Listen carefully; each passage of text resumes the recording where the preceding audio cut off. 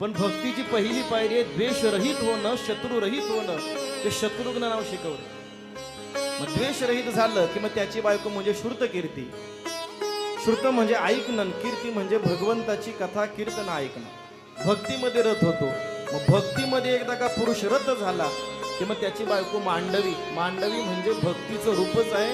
जो भेटेल त्याला नमस्कार करणं. जे जे भेटे भूत ते ते मानिजे भगवंत. सर्वा घटी राम देहादेही एक सूर्यप्रकाशक सहस्रश्म. सगळीक परमात्मा भरलेला आहे. आम्ही न देखो अवगुणा पापी पवित्र शहाणा. अवघी रूपे तुझी देवा वंदू भावे करू सेवा.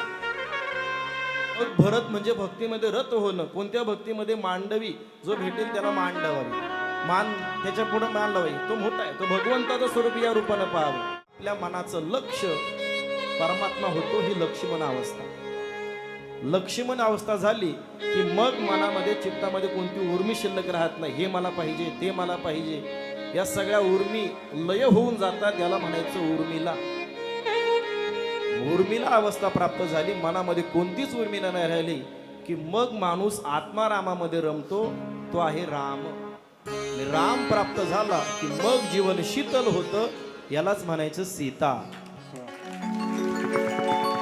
या 4 जणांनी या 4 मुलींबरोबर लग्न केले का? याच्यामध्ये भावार्थ आहे.